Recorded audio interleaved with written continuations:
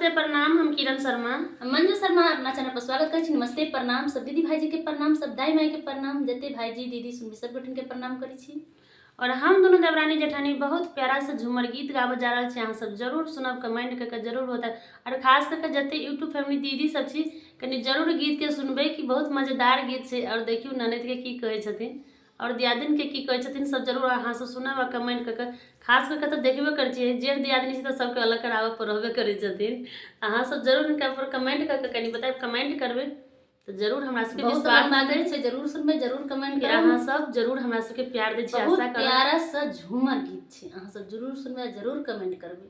अहाँ सब आशा करै छी कि अहाँ सब सुनबेटा करब और कमेंट करबेटा करब। लेकिन आई हम ननद के गाना कराइए के छोड़ब, छोड़ के नहीं छोड़ना। ननद के भेजेबे, बहिन के बजेबे, सेहो सुन लेबे। तो खास हम चले आयल छी इनका, छोड़ के नहीं छे। सासु के बोलिया सहल नहीं जाई, सहल नहीं जाई, नैहरवा हम जाए बहे बालमुआ, नैहरवा हम जाए बहे बालमुआ।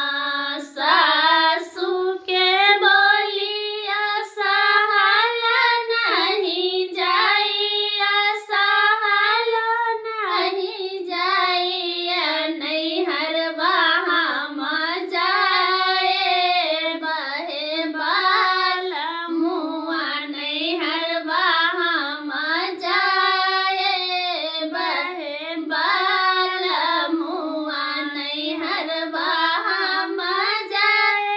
मैयम्मा के बोली सुनबै, नैहरवा हम जाए, मैयम्मा के बोली सुनबै, करे जाबा जुराए तहे बालमुआ, करे जाबा जुराए तहे बालमुआ।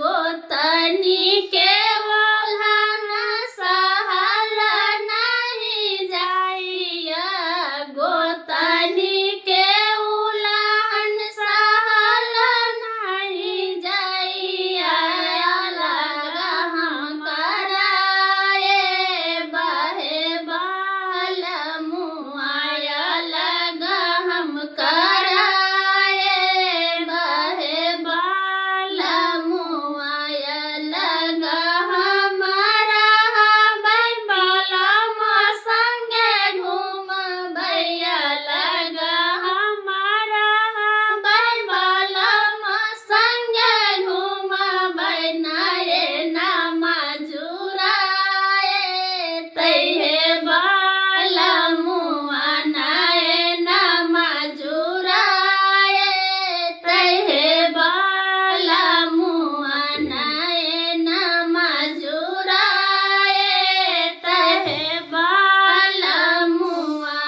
ननदी के नखरा सहल नहीं जाइया, ननदी के नखरा सहल नहीं जाइया, गो न कराए बहे बालमुआ, ननदी के